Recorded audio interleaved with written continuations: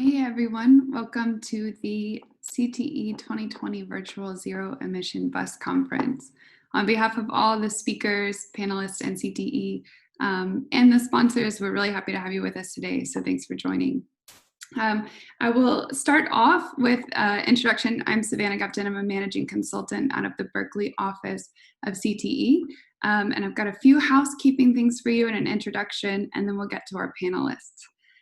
But first things first, we will have a Q&A session during this at the end, but we'll be running Q&A the whole time. So you can feel free to submit questions to the panelists as we're speaking, but we'll address them at the end of all of the panelist sections. With that, I'll move on to our introduction. So this is about fleet transition services and well, specifically our services here, but the whole module that we're talking about today is how do we make our buses go all the way, or our whole fleets go to zero emission, whether it be buses, cutaways, or shuttles. So we're talking to airports as well as schools and transit agencies. And one way CTE provides service in this is that we have a myriad of experience in smart deployment, which really feeds into the knowledge of how to make a whole fleet transition successful. Next slide.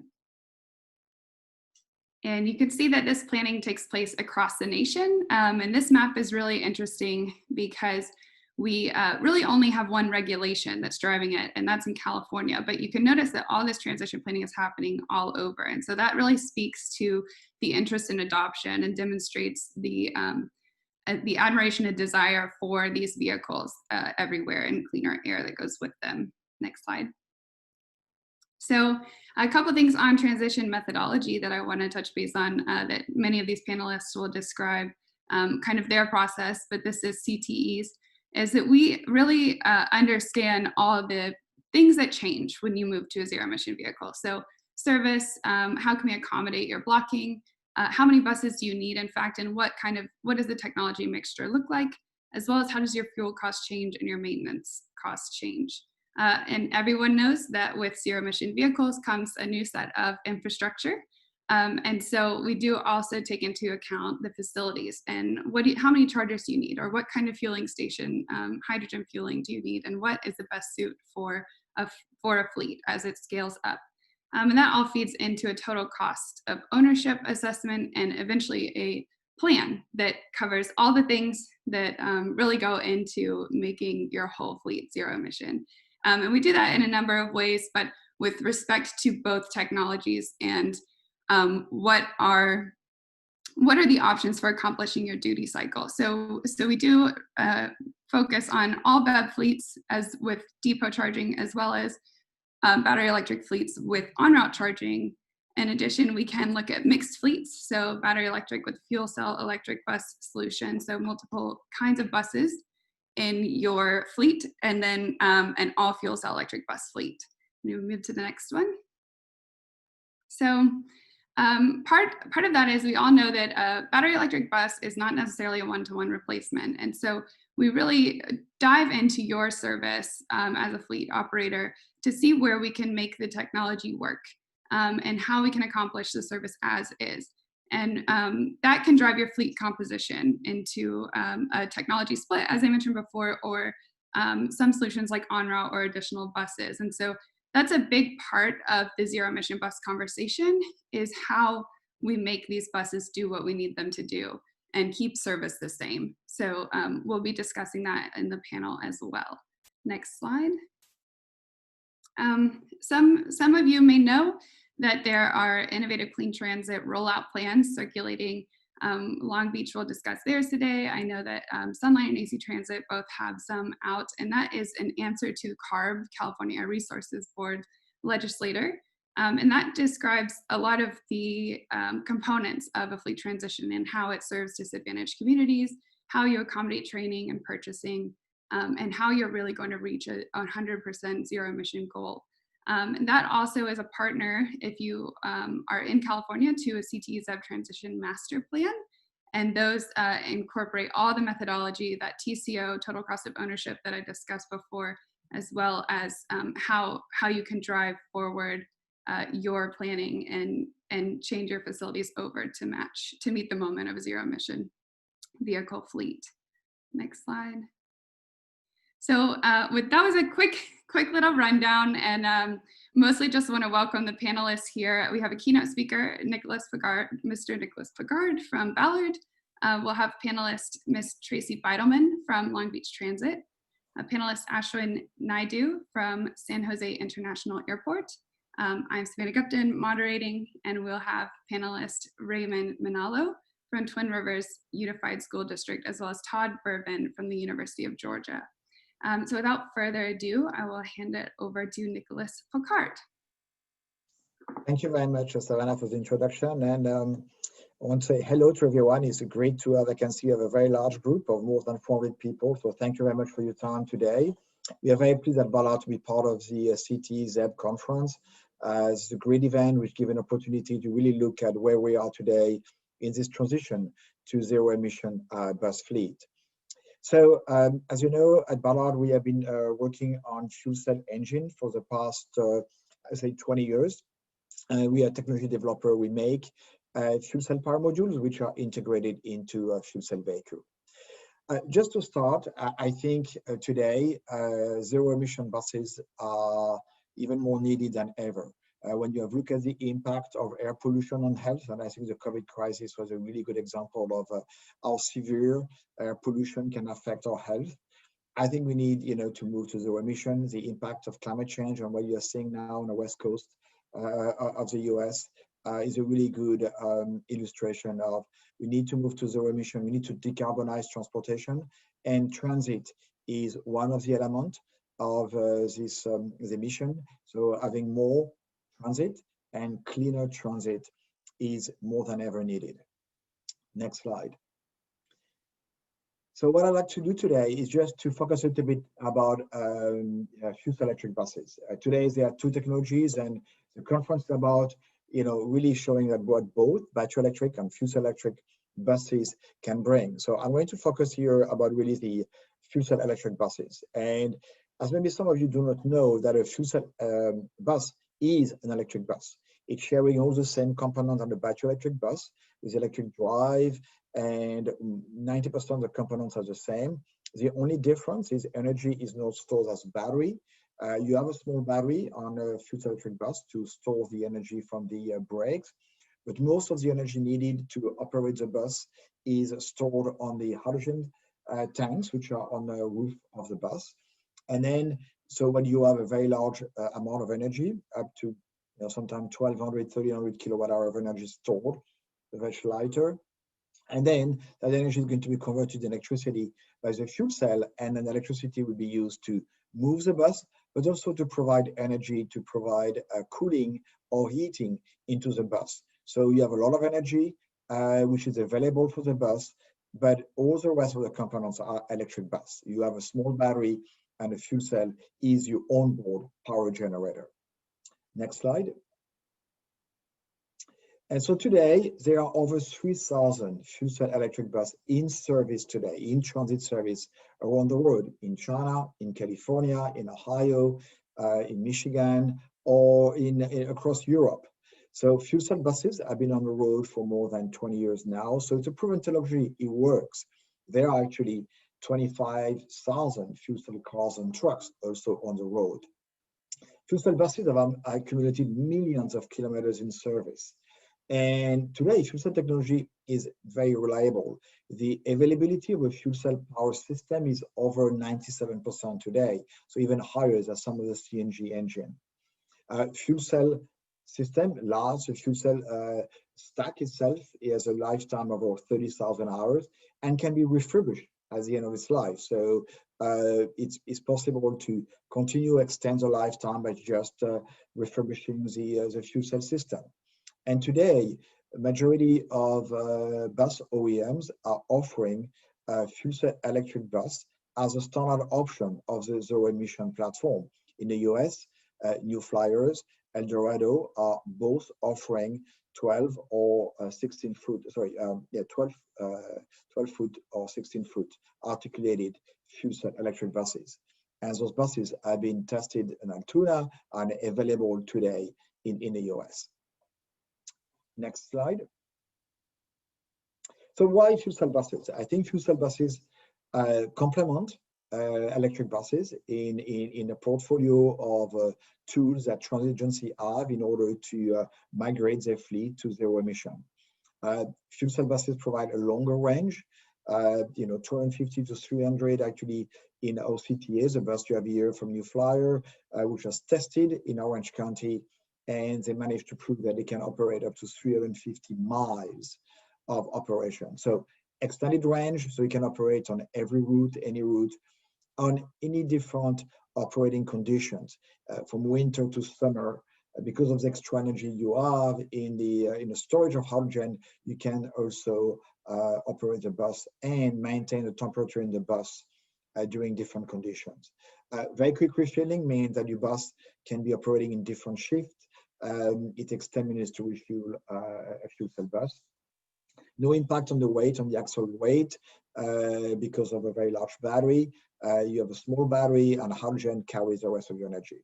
So basically, a fuel cell bus today is a direct replacement of your conventional diesel or CNG buses and can operate the same way on the same route every day of the year without impacting the service that is today. Next slide. But what is very interesting is when you look at the cost of infrastructure. And I think you have seen that slide before. I think this graph was created by Jamie Levin from CTE a couple of years ago. And we have used it, and it really showed that, the more buses you put on the road, to put in a depot, zero emission buses, for fuel cell electric, the cost of the infrastructure per vehicle goes down, the more vehicle you have, where you see the opposite for battery electric. So where it was kind of a intuition we had 2 years ago when we first put this graph out. Today, all these studies which have been done through the ICT planning by different transit agencies actually are putting data right on those curves on showing that the more buses you put in the depot, then the cost of the infrastructure for hydrogen refueling is going down. There's no need of having any roadside infrastructure. You can have just a centralized depot refueling exactly the way you do it with CNG today.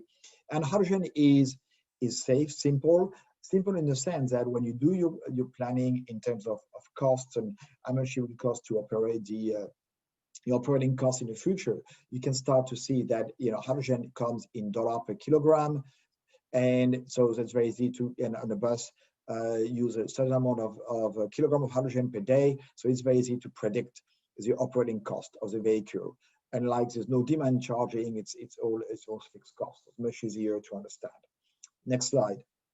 But what I want to show you on the next slide is a case study which was done by, can I have the next slide, please?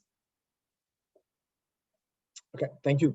So you can refer to, it's a public document which was published by Foothill Transit, where they look at the transition of some of the routes from existing vehicle to zero emission. And they did a comparison between battery electric and fuel cell electric. And for that particular route, and it's not the same for every route, there are routes where battery electric make more sense, but there are routes where fuel cell electric or depot make more sense. And here on this particular route, so 42-mile round trip route, and it shows that if you want to maintain the same level of service, you need 34 battery electric, where you only need 23 fuel cell electric buses. And if you look at the cost of the different items, when you look at the gap between a fuel cell electric bus and a battery electric bus, it is close, and the gap is closing as we are reducing the cost of technology. So the price of the fuel cell electric vehicle is going to get very close to the price of the battery electric vehicle. Fuel cost still a bit higher today on hydrogen, but a lot of people are working on reducing the cost of hydrogen, and there's a path where it can reduce further. On the maintenance price, same thing. Fuel cell is a bit more expensive today, but a lot of progress has been made in the technology and to reduce that gap. What's interesting is also the midlife replacement. The price of a fuel cell, as I say, we're not replacing the fuel cell, you're refurbishing the fuel cell, lowering the cost, and the cost is much less significant than changing a battery and halfway through the life of the vehicle. But with a big difference of cost come really for the infrastructure. How much it will cost to put together infrastructure to refuel 30 fuel cell electric buses compared to what you will do it with 34 battery electric buses. And you can see the huge gap And the next slide actually shows the comparison when you add it up over a 12 years life cycle cost. You can see there's a cost difference here of $12 million, almost $30 million between deploying those 34 battery electric or 20 fuel cell electric buses. Now, you can go back to the report, which is public on the, you have the link here, my presentation, and it's on the Footil website. So that's one example of showing, when you go at scale, what could happen. And I want to finish my presentation with the last slide. So basically, at the end of the day, why do you want to consider fuel cell electric bus when you look at your fleet transition to zero emission buses? First of all, buses are available today. The fuel cell electric buses meet the challenges of really challenging road condition in different weather, and they can be a direct replacement of your CNG or diesel bus today. But what we see more is, at the end of the day, is going to be a combination of both, depending on the route, depending on your depot, depending on your access to energy, depending on the space you have available, depending on the cost of energy. Then for each transit agency, it's going to be a mix of battery electric and fuel cell electric, depending on what fits best your operation. Are you in a mild climate? Are you in a very harsh climate where you need more energy on the bus? Are you on a steep route or a flat route? So all these elements are going to help you to define which of the technology are most suitable for you to succeed in your transition to zero emission buses. Vehicle available, infrastructure and hydrogen are available across United States today. So I think it's really looking at working on what the best option will fit the best your operational requirement, and look at what technology will deliver the best solution for you. Thank you very much. That was the end of my presentation. Thank you, Nicolas. I feel extremely fortunate I get to ride those New Flyer buses with the Ballard fuel cell every day if I want. All right. Great. So next up, we'll hear from Miss Tracy Beidleman at Long Beach Transit. Okay, thank you and good afternoon, everyone. I want to thank CTE, and I especially want to thank Lauren Justice and Savannah Gupton for asking me to be here today. And on behalf of our President and CEO, Kenneth McDonald, and our Deputy CEO, Deborah Johnson, I want to thank you for inviting Long Beach Transit to participate in this conversation. Next slide, please. And so just before we delve into our zero emission bus planning efforts, I want to take a moment to provide a brief overview of our service and service area. Shown on the map before you is our service area, which covers over 100 square miles across 14 cities within southeastern Los Angeles County and northwestern Orange County. Now, LBT runs annually more than 700 million service miles, over 700,000 service hours, and we're operating 250 buses, and that accounts to more than 23 million annual boarding customers. We also operate a commuter express service from Long Beach to UCLA and Westwood Village. And in addition to fixed route bus service, we also operate water taxi service along the Long Beach coastline and Inner Harbor. And we operate 10 vehicles to provide demand responsive paratransit services to 4 of the cities that we serve. Next slide, please. Thank you. And on this slide, we're showing you geographically the locations of LBT's 3 facilities. LBT 1 is located in central Long Beach and serves as the agency's administrative headquarters, as well as an operating and maintenance facility. And now this facility houses our BEV, gas electric hybrid, and our remaining diesel fleet. LBT 2, as you see here located, is in our northern part of Long Beach and serves as the operating and maintenance facility for our CNG fleet. We also operate a transit and visitor information center, which is situated in LBT's transit gallery. And that TVIC, as we refer to it, is located in downtown Long Beach and serves as the focal point for local, sub-regional, and regional transit systems. 26 of our 36 bus routes operate from this facility as well. One of Metro's light rail lines operates from here. Additionally, there are several transit operators that operate regional bus routes from this facility, and that makes it a major transit hub in the southeastern region of Los Angeles County. Next slide, please. And so now I'll turn our attention to our zero emission bus transition plan. LBT engaged with CTE to assist in the development of LBT's rollout plan about a year ago. And as a part of the initial development, an analysis was conducted of our fleet composition, our infrastructure, and our bus routes. And based on the analysis of LBT's physical characteristics, there were several scenarios that were developed. During the development of those scenarios, cost assumptions were made, including capital costs, as well as maintenance and operating costs. And this also included fuel and infrastructure build-out costs. The scenario LBT selected consisted of battery electric buses and fuel cell electric buses. LBT-1 will serve as the BEB division, which will include an expansion of our depot charging infrastructure. And LBT-2 will house our fuel cell buses upon full transition from our current CNG fleet at that division. Now, there's a couple of reasons for our decisions. First, continuing the transition to BEB at our LBT-1 division will support shorter routes that are deployed from that particular division. We are already equipped with BEB technology at that site, and so this can continue to be upgraded. For LBT-2, there are several factors that led to our decision to move to fuel cell buses. That includes the fact that LBT-2 division supports longer route deployments and does not require en route charging. Additionally, we already have experience with gaseous fuels at LBT-2 that can be leveraged for transition to hydrogen fueling. With the current operation of our CNG bus fleet at this facility, the maintenance bay upgrades are incremental over our CNG equipment. Now, as a part of our deployment scenario, we are recognizing that we will be serving disadvantaged communities that are part of our service area. Next slide, please. And so on this slide, we're reflecting the planned fleet composition over the next 20 years, and this shows our projected procurement schedule.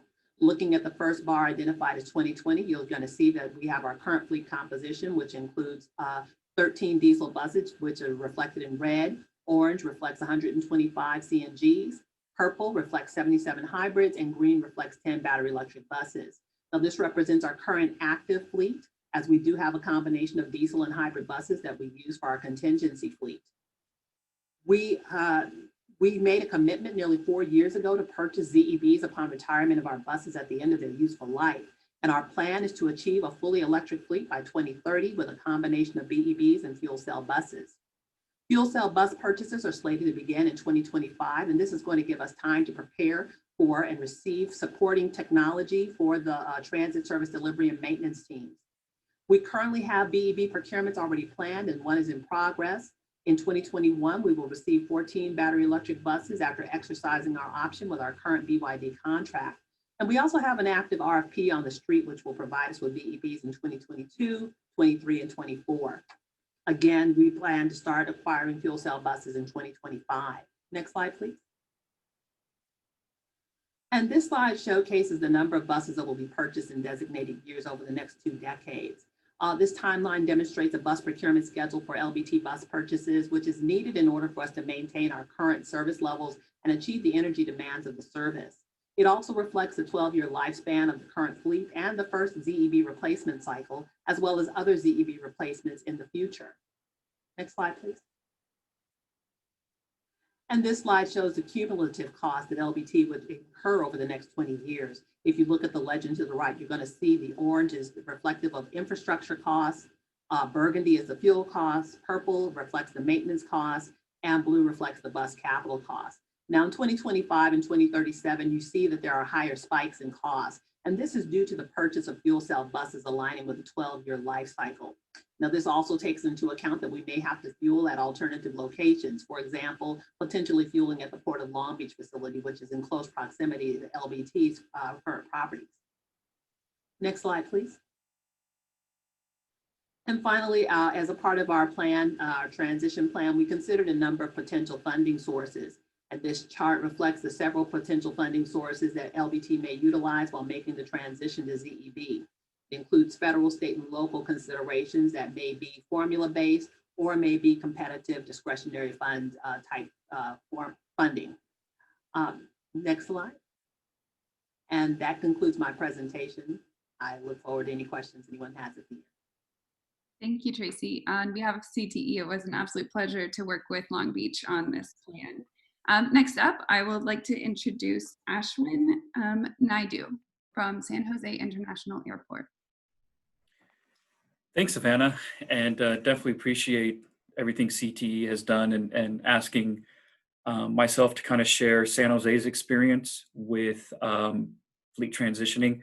Much smaller use case. Tracy has 250 buses. We currently only have 16, but really want to talk through our lessons learned and kind of how we're going through and managing the response to COVID within the aviation industry. Next slide. So where this really all began is with our mayor, Sam Liccardo, and his smart city vision for a sustainable city. And so it really put the onus on the airport to really look at ways where we can be more sustainable, look at clean energy. And we started to look at our compressed natural gas, CNG, interterminal buses. They were aging out, and it was a great opportunity for us to look for new technology. And we looked at zero-emission battery electric technology. And sort of the first step for us was going through the ZEB grant funding and through the FAA, and really getting that process going and getting accepted to help us through the procurement process. One of the things I will note, and I think Savannah had mentioned this at the top of her presentation, is with CARB in the state of California, making it a requirement, ZEB funding is going to become much harder. So for airports that are out there listening, definitely get in line, because there are a lot of airports that are probably going to try and jump on board for that ZEB grant funding. But as you can see in that picture, we were successful. That is our mayor, Sam Liccardo, addressing us at the inauguration of our bus.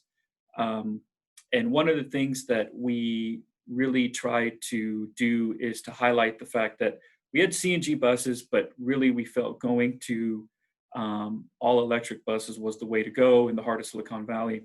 And so May of 2019, last year, we took and purchased 10 40-foot low floor battery electric buses to replace our 10 CNG buses, or so we thought. And one of the things as I talked to this transition plan that complicated things for us is really the unprecedented growth that we saw at our airport and really in the aviation industry. We surpassed our dot-com boom of 12 million passengers per year and exceeded 14 million. And so we ran out of parking, and we had to find a way to address customer needs. And so one of the things we did is we took employee parking, which was close in, and we moved it remotely, which gave us the ability to give the public a lot more parking. But we had to find a way then to get the employees of the airport from that remote location to the terminals. That meant keeping additional fleet, which meant keeping our legacy CNG longer than anticipated. And so really it's been interesting. We had the 10 buses that were battery electric. We were going to get rid of the 10 CNG, and we ended up keeping all 10 CNG just to make it work for a 24-hour service for the employees, 24-hour service for the public. Next slide, please. And just to go through some of the unique features of our bus, we do have a third door configuration on the street side. And Proterra, who was the company we procured the buses through, did a great job of working with us through the engineering. And really for us, it was a key point from a customer service perspective. Our consolidated rental-car facility is located on the left side of the terminal. And so rather than having the passengers get out on the right-hand side and cross the street, our customer service thought process is to be able to allow them direct access to the curb, and Proterra was able to meet that. Currently, we're going through a ride height retrofit of all 10 of our buses, and then also some door mechanism replacements that are ongoing. And so Proterra has really done a great job of working with us, working out the kinks of new buses to keep them up and running. Sort of the lessons learned for us with regards to charging infrastructure. And this may seem common sense, but as an airport, you're so focused on the bus, and Proterra was great to remind us, well, you can get the bus, but you need a charging infrastructure. And so working with PG&E, those of us in the state of California know it's a long lead time working with PG&E, getting the correct transformers, getting the IT infrastructure. So really do emphasize that when it comes to procuring buses, is making sure you have the infrastructure, specifically with airports, because we're so landlocked. And then the other thing that I wanted to mention was training on recharging. Again, seems common sense, but we ran into a lot of issues with our contractor, being familiar with charging, and really getting used to how long it took to charge a bus, whether that was in the winter months where they were using the heater more or using the air conditioning more. So really getting used to that. Next slide, please. So one of the things I wanted to touch on is our post-COVID strategy. COVID hit and the aviation industry was definitely shaken. Our airport lost 80% of its traffic. And so the original plan was to increase the electrical fleet to 16 buses. We now only run 2 buses for the entire day. And so a substantial decrease. And so really looking forward is very difficult. You know, the airlines really don't have a crystal ball. And so really what we're trying to do is we're trying to look at where we go. We closed a lot of our remote lots because we didn't want to put passengers on the buses any more than we needed to. And really from the airport's perspective, what we're looking at is what does long-term look like? We have the 10 buses. We want to be able to go to 16 because we don't quite know if the passenger traffic comes back. Do we have to redeploy long-term or remote parking for employees? So we definitely want to keep that in mind. So a lot at play. The other thing is in that picture that you see below is some of the COVID mitigation measures that we put in place, hand sanitizers, face masks, signage is all part of it. And one of the things I kind of want to end with is just talking about, from our perspective and our use case, is really looking at who's going to maintain our fleet long term. We have a small fleet, you know, relatively speaking, but with the budget cuts and staffing, our city fleet has really had to put a lot of effort into these buses, and they were so used to managing city fleet vehicles, you know, mowers, patrol cars, fire trucks, but something that was public facing was new to them. And so really, if you're an airport out there, you know, really think about long term, you know, is it going to be maintained by you as the airport or the municipality or the Port Authority, or you're going to contract it out and leverage that as a better way to maintain the fleet long term. And with that, thank you, and definitely appreciate everyone's time. Thanks, Ashwin, for a great presentation. Next, we'll hear from Raymond Manalo at the Twin Rivers Unified School District. Hello, everyone. I want to say thank you to Lauren and CTE for inviting me today. A little background here. Twin Rivers is located north of downtown Sacramento and covers about 120 square miles of both urban and rural areas. The district serves about 27,000 students at 61 sites, and our transportation department transports about 5,000 of those students over 749 routes. We operate approximately 90 school buses per day. We have a diverse fleet that includes many manufacturers and types of buses, and our department, with the exception of our 3 gasoline buses, uses alternative fuels for the remainder of our fleet. Savannah, if you want to forward through those slides, please. There you go. Thank you. Go back on, please. We started our journey about 5 years ago when our local air district was wanting to deploy an electric fleet. Our goal when we took delivery of our first bus was to be 50% electric by within 5 years, sorry. As you can see, we are now at 30 buses with approximately 20 more expected by the end of this calendar year. Next slide, please. So what makes us successful? In the beginning, we really did not have a plan. We knew that we wanted to do this, and we knew that we would have challenges, but we were willing to do whatever it took to make electrification work. Our local air district wanted to deploy the electric bus into disadvantaged areas. So we started the process by identifying where we would do that at. So again, we identified stakeholders, decided what buses would work, made sure that our plan was feasible, and sought out funding sources. We really did this by identifying the disadvantaged community area map that was provided to us. We overlaid that with our current routes at the time using our routing software. This identified the buses that we would use as our test vehicles, and then we were able to start testing the summer of 2017. Excuse me.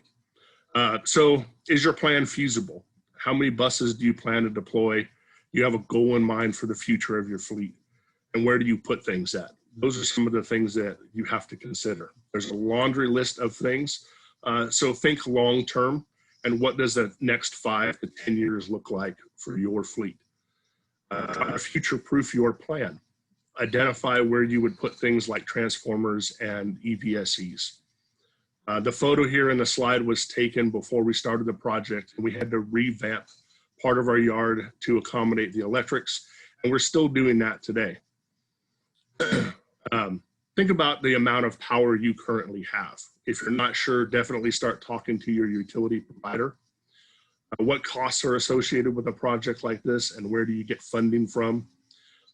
For us, we had an existing power supply, so we were able to upgrade that through our utility provider, SMUD. And so it kept the cost lower than starting in a complete new service. Excuse me, but like I said, future-proof your plan, because we are already having to upgrade again. Next slide, please. So infrastructure. Infrastructure is really important. I heard Ashwin mention it, that you really have to plan the timing of your deployment as well as your infrastructure. We didn't really do that. We kind of started everything at one time, and so we ended up having delivery of buses before our infrastructure was completed due to construction delays and things like that. And so we actually had the buses just parked because we didn't have infrastructure yet. Also, the landscapes of EVSEs has changed since we first started. In the photo there, the gray EVSEs on the left are dumb chargers, meaning we could not collect energy use from them. They were just on all the time, no management pieces there. So think about that. These really work great, but they were purpose built for a specific application. So future-proof your project. I'm going to say that a lot. Think about where you want to be and plan for that. Trench anywhere you might want an EVSE while you have everything disrupted. You can run pipe and wire, and then always add the actual EVSE later down the road. Next slide, please. So kind of our roadmap was, if you're thinking about electric or even fuel cell electric, analyze your fleet and your route. Will the buses you're considering cover the routes you want them to? Are the buses the right size for the route? And are your routes as efficient as they can be? We are able to do this because we spent a lot of time ahead of the actual implementation deployment of making sure that the routes were as efficient as we could get them. Electric is a great fuel. Fuel cell, I don't have much experience with fuel cells, but it sounds like they are a great fuel as well. But not all electric doesn't fit everyone. You really have to do your homework and make sure that what you plan to do will work. EVs are getting better and better, so you just have to make sure you're making a sound investment. Identify your stakeholders. Who are the people that is going to make your project successful? It include your fleet manager and shop staff, a router if you have that, definitely the drivers, facilities if you have infrastructure needs, energy specialists, whether that's in-house, we have one of those, or if it's just coming from your utility, definitely your utility staff, and of course your manufacturer. Remember, it's a group effort, and partner with the groups I mentioned as stakeholders, because everyone has a goal to accomplish. This is going to be one of the steps that will be most important for your future plans. And if you create a good foundation here, your end result could be huge. Make sure that you have a plan for training of your department staff. I think the technicians and the drivers are the most important. Technicians will need to know what they can and cannot work on. Work with your bus manufacturers to provide training. We actually require that from our vendors as part of the purchase contract. And the drivers are also a critical piece because they are going to either make or break your cost per mile. Remember to monitor your project using a circle of continuous improvement like we do. Think about management software to be able to do managed charging and in-depth data collection. You want this information to collect your cost per mile and justify your plan. And that continuous circle is just, analyzing your fleet, make adjustments as necessary, and start over. Next slide, please. In conclusion, our experience has been good. We had to alter our plan along the way, and that's okay. Face the challenges and grow from the experience. Don't be afraid to take the plunge into electric. There's so many new technologies out there, you can find what is right for you. Thank you for your time, and thanks again to CTE for having me. Excellent presentation, Raymond. Thanks. Next up, we'll hear from Todd Berven. Good afternoon, everybody. Everybody's kind of said the same thing, but I'd like to thank CTE and especially the Atlanta office with Kylie and Jason and the whole office over there for letting us participate in this today. And they've been a great help with us getting us off the ground with our electric bus program. Next slide. So University of Georgia carries roughly about 6 million passengers a year on our buses, which our fleet consists of 50 diesel buses and 20 electric buses. In Georgia, we're second only to MARTA in size for the number of vehicles we operate. And in universities, we're second to Texas A&M, another SEC school, which we'll catch them one day on that. And then all of our students, faculty, and staff ride free. It comes out of student fees and other fees across the system. And the most interesting piece about us is 60% of our drivers are student drivers. We train them from start to finish. And we have 2 of our drivers are actual Department of Vehicle Service testers, so they can actually sign them off and everything like that. So we do that as well. So next slide. So the way we started with our electric buses was a vision about 5 years ago. Initially, we ended up getting a grant from the State Road and Toll Association from the state of Georgia for about for $10 million. And then our auxiliary services within the university matched it with $7.5 million, which got us 20 buses. That's the 20 we have currently right now. The $1 million charging facility was a campus project, which is all in. Maintenance and operator expertise, we've gone through every training we could possibly do to come up to speed on the buses through Portero, which has been great helping us with all that. We actually had our drivers go up, and Clemson Area Transit, which is only about an hour and a half away from us, allowed us to drive some of their buses for our drivers to get familiar with it. So they were a great partner as well. So honestly, if you're going to think about that, see if you can reach out to other partners that already have buses that will let you actually maybe even take them out test drive and just learn from others. It's one of the best things. Recently, we did get another grant, a FTA grant for $7.5 million, and then we'll match $3 million, which will be 13 more buses, which will take us to 33 electric, and it'll drop us to 37 diesel. So we'll almost be at a 50-50 split. Our next grant opportunity we're going to be looking for is going solar on our bus yard, which will actually turn us really literally to be driving on sunshine, and use solar and battery storage facility to power the buses. So literally driving on sunshine. Next slide. So what we've experienced is pretty substantial on some of our diesel versus electric bus costs. Diesel bus, ours, we're running right about $100 a day on all of our routes, which operate from 7 a.m. till 1, 3 days a week, and then 7 to 3 on Thursday, Friday, Saturday. Our energy cost on the electric buses has dropped to $10. And most of the times it's even less than that. We're only using between 50 and 60% of the battery during a day on a 12-hour shift. The maintenance cost obviously drops phenomenally. You don't have to do all the oil changes and all that items. The brakes we don't have to worry about as much. So you can see the cost difference there.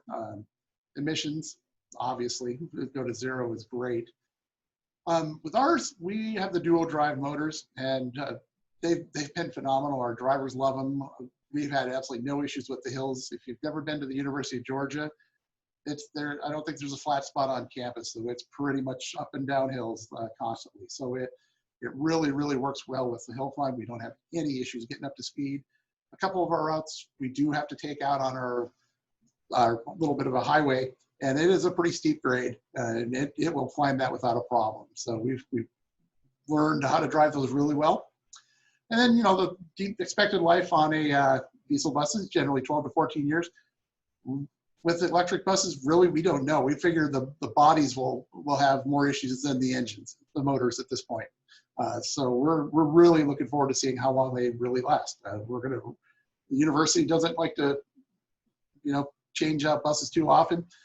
We've got some buses that were 20 years old. We actually have some that are still 18. We're still running out there right now. So we're slowly dwindling those down, but we usually do go a little bit past that expected life.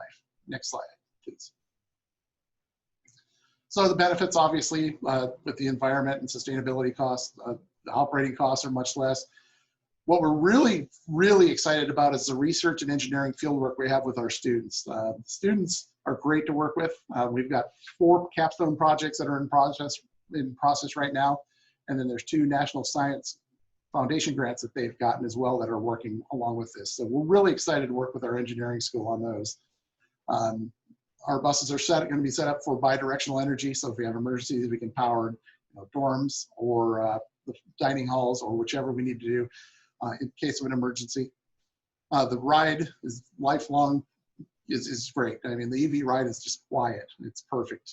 Students have raved about it for the months we were able to run before the COVID situation hit. And then since we've been back up, they really do enjoy it.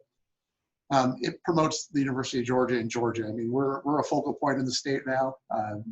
Get a lot of calls, a lot of visits, a lot of people wanting to be involved with this. And truly, this is going to shape the transportation industry. Next slide. So those are some of the local partners we've worked with throughout the process. We'll go to the next slide because I'm going to run a little bit out of time here. And like I said, CTE has been great, Proterra, and all these groups we've worked really, really closely with, and, you know, come up with all the items that we've focused on throughout the whole process. Next slide. All right, so the one thing we do have with our Friends of Georgia Power is we get a day ahead process. So we know when the best time to charge our buses, which typically is the middle of the night. We are able to charge all 20 buses in the span of about 4 or 5 hours a night right now. So we know we can start charging at about 1 a.m. and be done by 6 a.m. when we start service at 7. So we get that with Georgia Power. You can see the kilowatt hours are pretty cheap. We're getting it at about 2.5 cents a kilowatt hour in the middle of the night. So it is really, really low cost. Next slide. And like I said, some of the designs that we're working on with our engineering is like charger redesign. I've come up with different charging algorithms. Next slide. How to optimize our electric bus using the information from our drivers, how they're driving, how much energy we're using throughout the whole program. Next slide.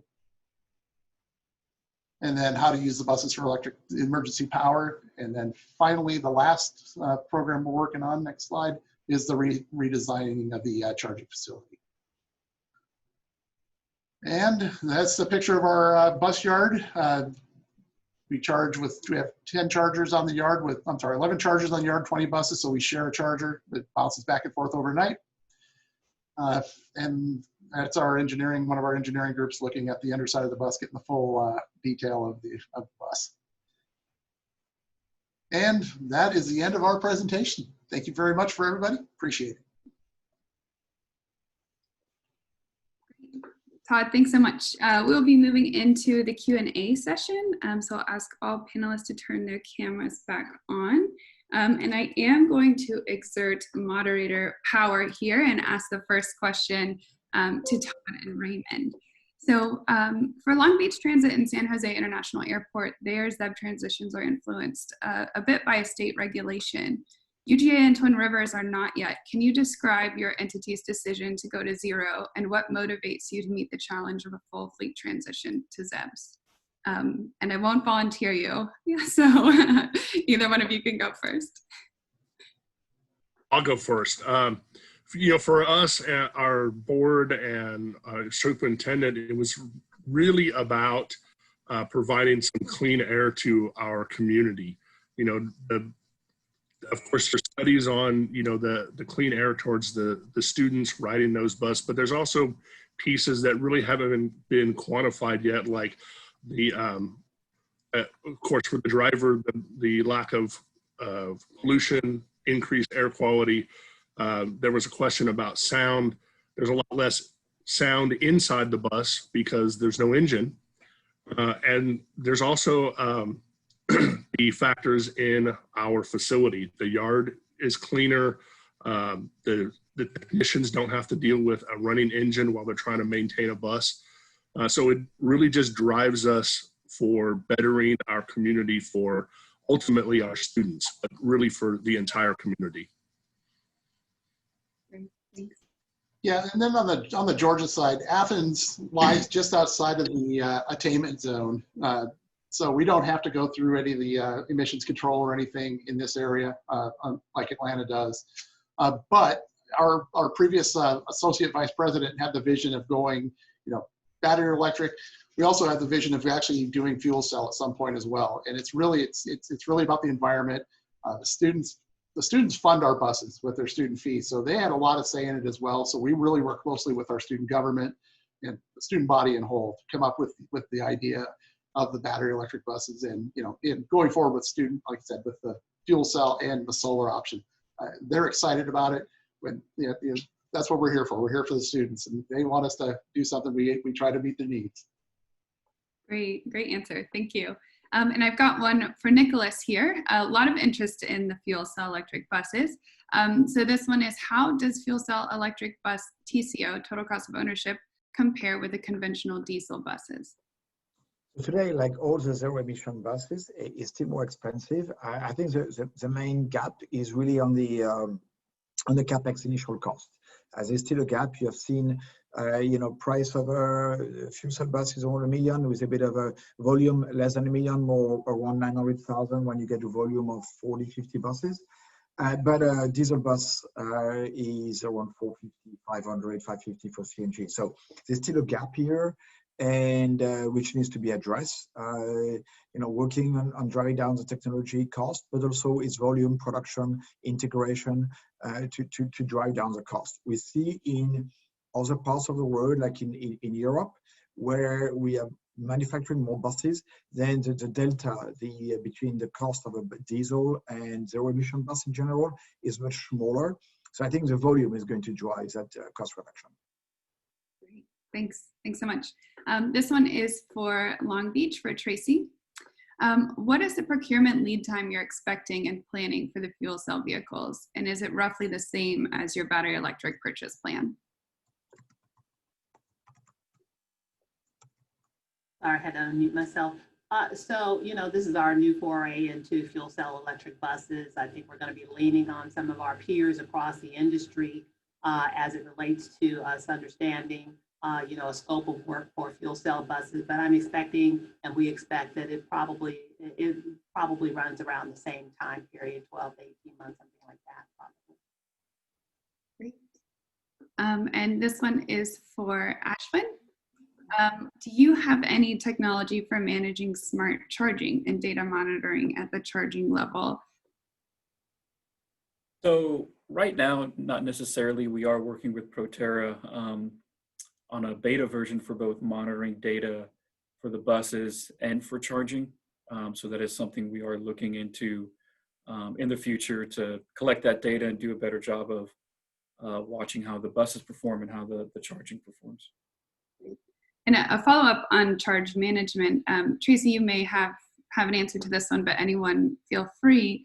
Have you had any experience, or at what time does charge management go from a nice to have to a necessity in your fleet?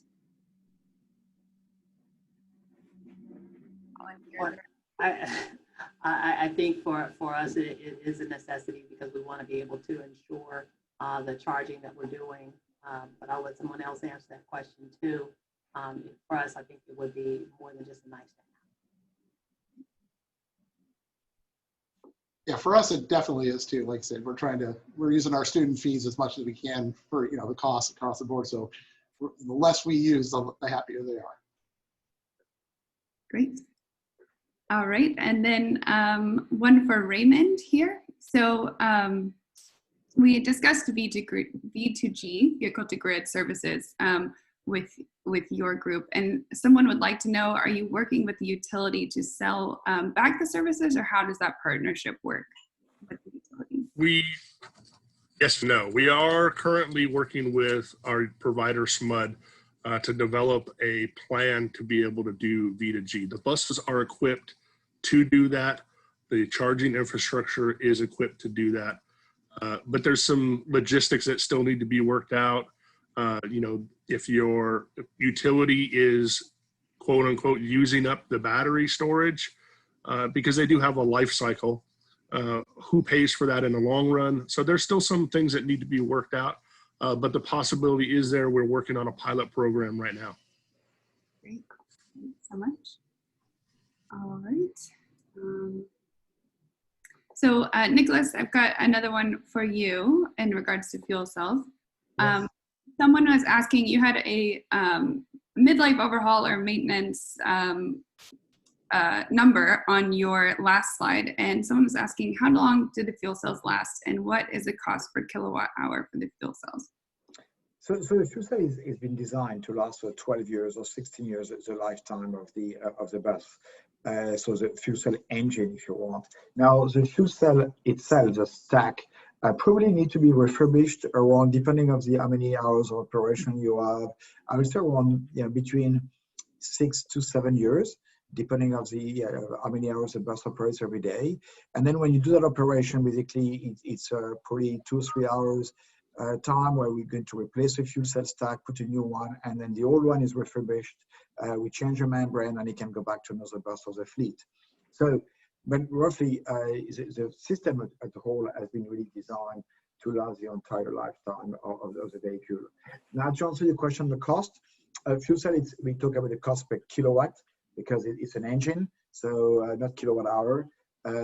Roughly, it depends a lot on the condition, but today, to give you an idea of where we are market-wise, and with a standard 2 years warranty, probably around $1,500 per kilowatt. That's what it is today. But it varies a lot depending on the application, numbers of units, size, but roughly, between $1,500 and a bit more volume when you get to hundreds of them, around $1,000 per kilowatt. To give you just an idea. Great, thanks so much. Well, that was pretty fast, but we are out of time today, so I'm going to go ahead and wrap up the session. I want to thank all of the panelists for being online. Your experience is really valuable to everyone else, and we thank you for charging forward and giving your testimony on that. I'd like to also thank all of our sponsors. Of course, it's a lot of work, and thanks to the conference team to put this together to get this going and off the ground. And so our sponsors are really important, and we appreciate you guys showing up for us and joining us and speaking to the industry as well. And then we'll invite you to the next session. Now, this is it for today. Tomorrow, we will have the Wednesday session start off at 9 a.m. Pacific, 12 Eastern, and 6 Central. And that is a really exciting one. It's the battery versus fuel cell electric solutions debate that we had. If you all attended last year, you might have seen that as well. So we thank you all for joining today so much. Pleasure to have you online, and we'll see you tomorrow. Thank you very much.